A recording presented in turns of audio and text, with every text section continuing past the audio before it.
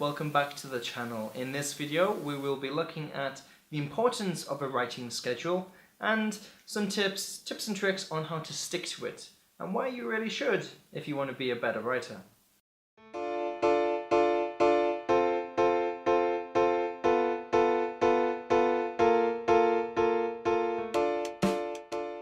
Especially when starting out as a writer, a musician, artist, anything, routine is everything. This is because we are all preconditioned to listen to our muse, Lady Inspiration, and wait for her to strike. And this is all tied up with the romantic notion of being a writer. For example, my experience a few years ago, especially when I was doing my bachelor's degree in university, I always knew that I loved writing, I loved literature, I loved fiction, and I loved the drama of it as well, which is one of the reasons that I chose to do English and drama for my bachelor's degree. I just loved drama, I loved telling stories, weaving them, directing them, making the costumes for them, thinking about everything that makes a character's life what it is. However, I did fall into this same trap of this romantic notion of being inspired and waiting to be inspired before doing something. However, this got me into quite a big hole after finishing university, and I had several short stories that I didn't really finish, I felt half-hearted about, and again, one of those stories actually was the beginning of my book, Old Eyes. Again, shameless plug, I keep getting completely confused about the direction of where the camera's looking. Anyway, this has nothing to do with the video. Anyway, 2 years ago, I wasn't really inspired. I felt like I couldn't write if I wasn't inspired. When I just sat down at the keyboard or pen and pad, I just felt like I was wasting my time, and so I did other things. I just had fun with friends, or I did some reading, which, you know, reading is not necessarily unproductive, especially in our last video. Active reading and passive reading, and what they both mean, and why active reading is better. So yeah, I needed to change my habits, and I think, you know, at the time I was a little bit depressed, I wasn't being creative when I knew I really wanted to be, and I was stuck in a rut, and I think this is an experience that most writers find themselves in, or even musicians, artists, everyone of a creative tint. Oh, what am I? English words, eh? There's a really good quote from Negotiating the Dead by Margaret Atwood, and the quote is, "He who goes step by step remains level with a step." This book, I really like that quote, because you're always, if you keep moving forward, then you're always pushing yourself forward to that next step. You're always progressing yourself, you're always improving, even if you're doing just the tiniest of things. So that book, Negotiating the Dead with Margaret Atwood, is an amazing memoir from a really truthful and amazing perspective that looks at the craft of a writer and what it means to be a writer. Another book which also looks into a similar aspect is Becoming a Writer by Dorothy Brand. In this book, it looks at how to be a writer and how to improve your lifestyle and how to embrace this creative lifestyle, which is something that's definitely helped me myself, and I think would definitely help you all out there. So it's something I'll link in the description below. We need to change our habits, and it's something that I did, which definitely improved my productivity, my creativity, and again, I think my efficiency as well. One of the things that really worked for me was either getting up early by 30 minutes to an hour, or going to bed by 30 minutes or an hour. Simply not even changing my schedule, just getting up a little bit early, going to bed a little bit late, and using that time for active reading, taking notes, reading for entertainment, but again, active reading is more effective.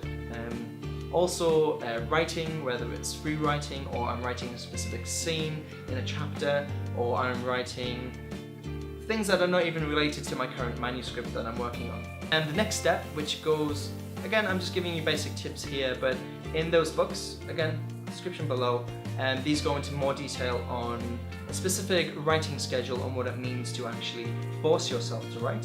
So one of the things that really worked for me was setting a specific time and sticking to it no matter what. Taking your craft, taking your work seriously, like a job, I think the more you think of yourself as a professional rather than as just a hobby, you're more likely to stick to it and you're more likely to make more progress than people who just think, yeah, I like writing.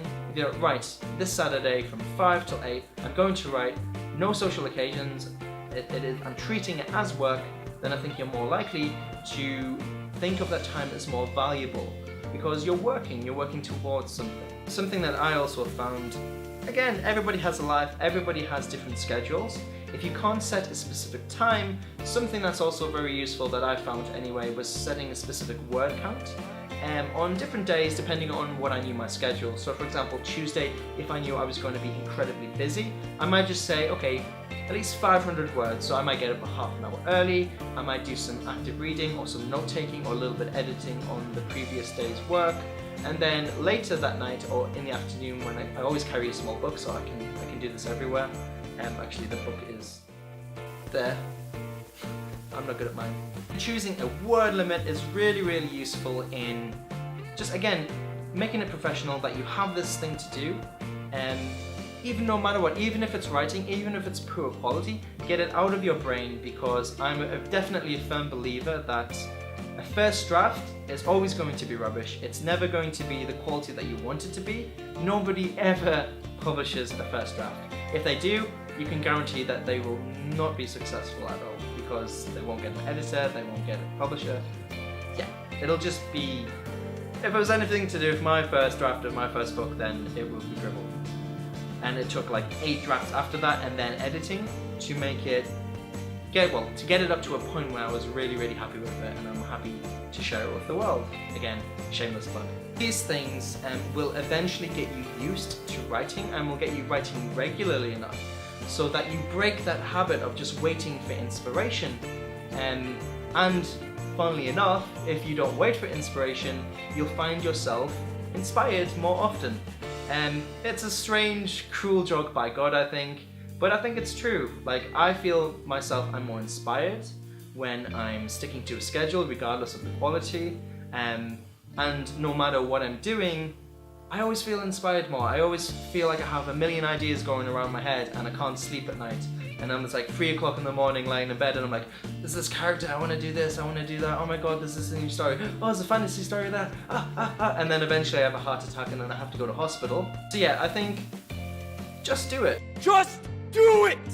Not to steal a quote from Shia LaBeouf, simply just do it, treat yourself professionally. It's not just a hobby, it's a lifestyle that you're choosing and it's professional. Stick to it, do the word count, set specific times, and you'll definitely make more progress and you'll feel inspired more often. Again, I'll link down the books in the thingamajig below. A few moments later. Please subscribe so you don't miss any future videos. Again, regular schedule is every Tuesday I'll be releasing one video, so one video every Tuesday, apart from the odd occasion where I'll be releasing multiple videos per week on special occasions, Q&As, hopefully interviews in the future. I'm trying to set up some interviews for the future as well. But otherwise, I hope that it's useful and you've taken something away that will be able to improve your own creativity and writing. And again, just let me know. Follow me on Twitter and Facebook. And yeah, check out my new book, Shameless Book. Where is it? There it is. No, that's my finger. Yeah, there. Shameless Book. You can go to my website, danielfryer.com. You can read the first 2 chapters for free. Otherwise, I hope you enjoy them. And my book will be available on Amazon soon. Oh my god, it's so scary, it's crazy. Anyway, and yeah, keep being creative and stick to that schedule, you.